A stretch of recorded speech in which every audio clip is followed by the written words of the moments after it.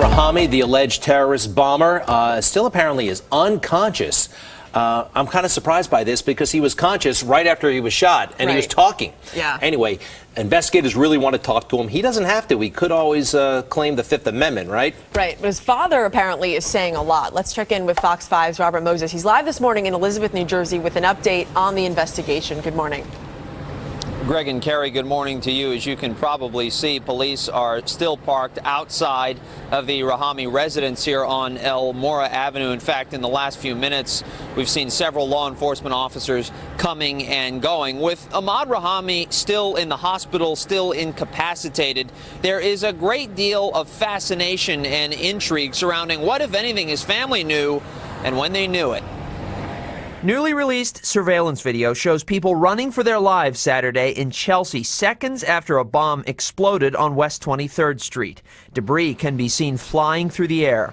Authorities have not yet been able to interview the man responsible for the explosion, Ahmaud Rahami, because he remains intubated after a shootout with police. Rahami's father, Mohammed, though, has spoken. In a series of interviews, he told the New York Times that he had warned authorities about his son in the past.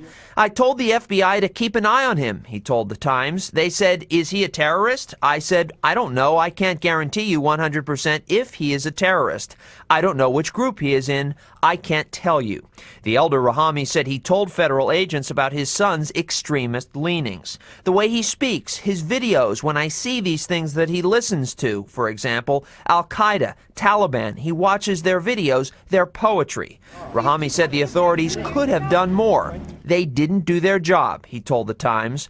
Law enforcement officials counter that Rahami did not give the FBI many details about his son that he now claims he did. Reporters hounded Mohammed Rahami in Elizabeth yesterday. At one point, as he tried to leave, he hit a parked vehicle.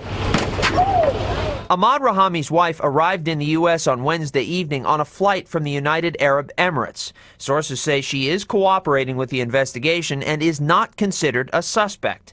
Yesterday, FBI agents could be seen entering and leaving a salon that Rahami patronized next to where he lived. There were some poignant moments yesterday at Linden Public School number 5. Linden police officer Angel Padilla, who was injured Monday in that shootout with Rahami, visited that school, and students came up to him, offered their thanks, hugged him, and praised him for the work that he and other police officers do. And at several points yesterday, tears could be seen streaming down Padilla's face. Apparently, he was overwhelmed by all the gratitude people have shown him. That is the latest live from Elizabeth this morning. Greg and Kerry, back to you. Robert, thank you very much. And let's take one more look at Rahami in the immediate aftermath of that shootout with police. The video, please. He was alive and talking, actually. He had a kind of a small conversation with somebody. He was conscious, his head's up to the side. He was shot 7 times. Anyway, he's still unconscious. Right. He seemed alert as he was being rolled away, but he was shot, so possibly some surgeries, or we don't know exactly what had happened in the hospital. So. Semi-alert. Right, Semi-alert. All right. Anti-police brutality protests have rocked the U.S. city of Charlotte in North Carolina. Chaos compelled the governor to declare a state of emergency. Anger has also spread to other parts of the country. More than a dozen members of the Congressional Black Caucus marched to the Justice Department in Washington to seek intervention by the U.S. Attorney General. In our efforts to get the Attorney General to assist us in helping to bring some not only clarity, but... Don't shoot him. Don't shoot him. He has no weapon. He has no weapon. Don't shoot him. Don't shoot him. Don't shoot him. He didn't do anything. He doesn't have a gun. He has a TBI. He's not going to do anything to you guys. He just took his medicine. Keith, don't let them break the windows. Come on out the car. Keith, don't do it. Keith, get out the car. Keith, don't you do it. Don't you do it. Keith, don't you do it. Did you shoot him? Did you shoot him? Did you shoot him? He better not be dead. He She better not be dead. I'm not going to come near you. I'm going to record, though. I'm not coming near you. I'm going to record, though. He better be alive, because I'm coming. You better be alive. How about that? Yes, we're over here at 9453 Lexington Court. These are the police officers that shot my husband, and he better live. He better live, because he didn't do nothing to them. He good. Ain't nobody touch nobody, so they all good. I know he better live. I know he better live. How about that? I'm not coming to you guys, but he better live. He better live. Y'all hear this and you see this, right? He better live. He better live. I swear he better live. Yep. He better live. He better live. He better live. Where is... He better live, and I can't even leave the damn... I ain't going nowhere. I'm in the same damn spot. Stuff. That's okay. Did y'all call the police? I mean, did y'all call an ambulance? To discuss that further, we're now joined by Michael Penn, who is a journalist and political commentator, and he's joining us live now via Skype from Tokyo. Michael, how do you assess if this was a smart move by the United States? Because I would imagine Pyongyang will respond quite harshly. Well, I doubt it was a smart move. I think that anything that provokes unnecessary tensions is something that should be avoided. You know, if we presume that flying this plane close to the border was meant to intimidate the North Koreans or to, you know, show them the military saber, you know, I agree that it's probably not very productive. Okay, so then, Michael, you know, we've already had one of the biggest nuclear tests by Pyongyang take place recently.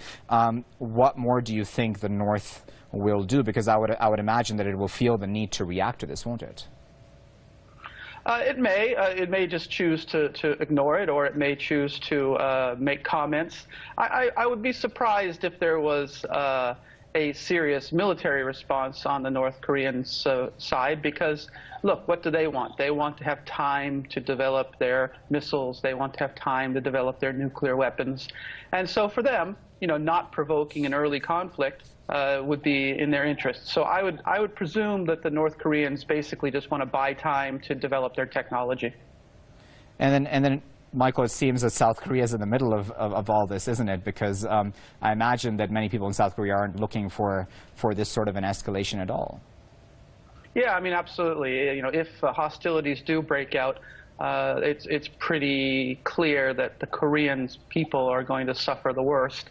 And as everybody knows, I mean, forgetting even about the nuclear weapons, the conventional warfare possibilities on the Korean Peninsula are horrific. You know, estimates say that, you know, if the North Koreans, you know, let loose their artillery on Seoul, you know, it could kill something like 1 million people. I mean, who knows in reality, but the estimates are up there. So any kind of conflict is not something that the South Koreans are going to want, and these kinds of escalations would generally make them nervous, I would presume. So then, as a final thought then, Michael, do you think the South Korean government, because, you know, Park Geun-hye has been quite strong in her rhetoric towards the North, do you think that she's asking the United States to maybe tone it down? Hard to say. You know, among, you know, conservatives in any country, there's a school of thought which says that, you know, by acting in a strong way, you're deterring even worse, you know, aggressions.